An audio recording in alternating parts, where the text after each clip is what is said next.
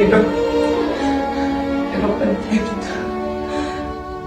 أنا بقالي فترة كبيرة ما بنامش، مش عارفة أتصرف.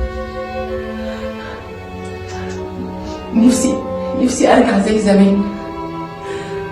لا، قلبي وجعني ومش عارفة ايه الأفكار اللي عندي دي.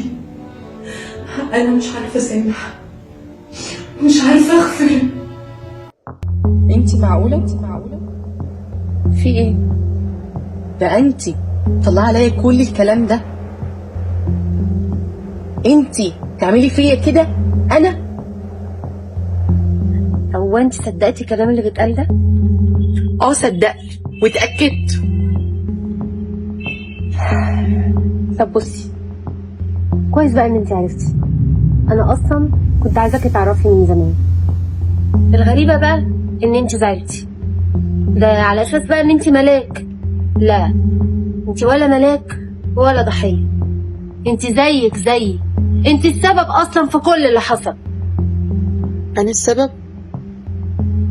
طب في ايه؟ بيتكلموا عليا، بيسوقوا منظري، وانا السبب. بقى دي اللي كنت فاكراها صاحبتي.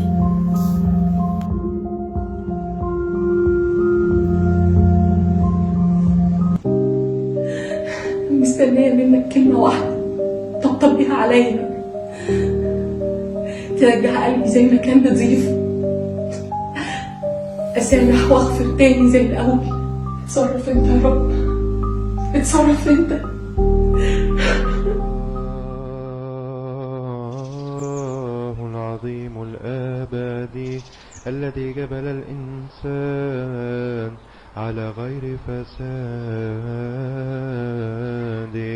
والموت الذي دخل إلى العالم بحسد إبليس هدمته بالظهور المحيي الذي لابنك الوحيد ربنا وإلهنا ومخلصنا يسوع المسيح. صلوا من أجل السلام الكامل والمحبة والقبلة الطاهرة الرسولية. رب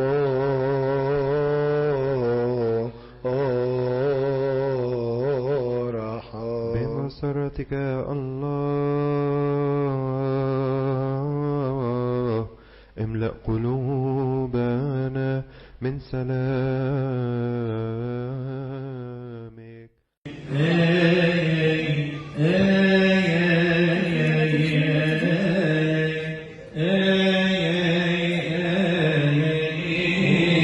مواقف كتير بتقابلنا ممكن تسيب جروح جوا قلوبنا، بيبقى صعب نداويها بقوتنا البشرية.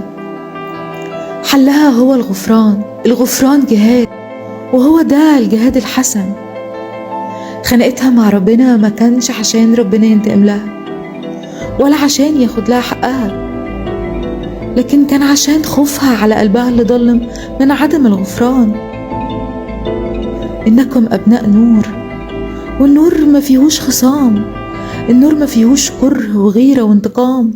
الانتصار هو الغفران. اغفر، اتحرر.